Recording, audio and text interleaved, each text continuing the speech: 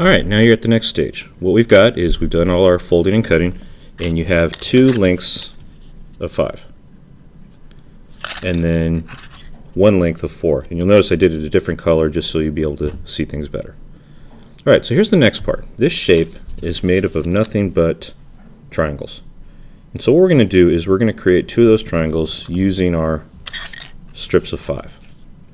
Alright, so what you're going to do is you're going to refold it and roll it back on itself, except as you fold it back up, wrap it into a triangle, like so. Okay, so that's why there's extra pieces.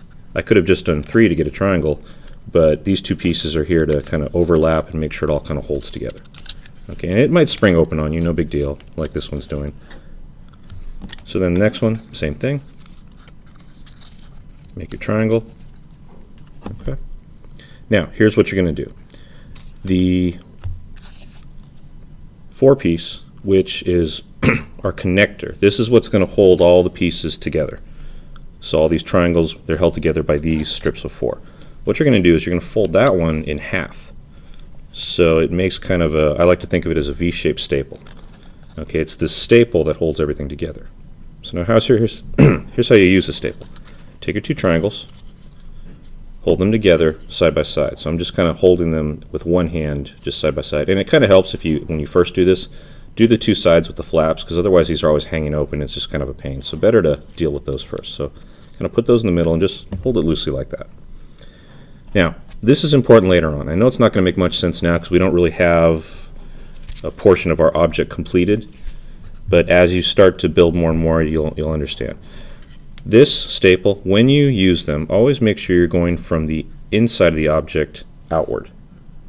Okay, never the other way around. Okay, these should always be sticking through your object and towards the outside. So from the inside towards the outside. So for now, since I really don't have a inside or outside, let's just assume the top part is going to be the outside part of my object, my polyhedron, and the bottom's the inside. So what I'm going to do is I'm going to take my paper staple and I'm just going to staple it through these 2 triangular holes. So one end of it's going to go here, and the other end here. And it's going to be snug, because remember, we used this piece to measure the other 2. But notice how I've got that here. And you're just going to push it all the way through. So it should stick out the other end. Okay? So it looks like this now. Now to finish up, all you have to do, open it back up, and it'll hinge on your paper staple like that. Just hinge it open, and then these excess flaps, just fold them down into the gap. So later what will happen is once all the pieces are in place, this won't pop back out because they'll always be kind of close together like this. Now for now it's going to kind of sometimes do this where it'll spring open on you and those flaps will come back out, but that'll take care of itself later. Don't worry about it. For now, just give it a good tight squeeze, fold it down, and then this is what you want to achieve. Okay? Alright, so if you've got this, great, you can move on. What I would do is start picking out your colors. Now, one last thing. Notice how the colors turned out. This one right here, the start of a new ball, notice the colors. Okay, the pink was actually the connectors. The bluish purple here, that's actually the 5 strip triangles. And so in the end, what's going to show up more on the shape is the pink and not the purple. So whatever your main color is going to be, make sure that's your connector pieces, and whatever is going to be your accent color, like the purple here, make sure that's your 5 strip triangles. Okay? Or you can just go crazy with the colors. There's no rules here.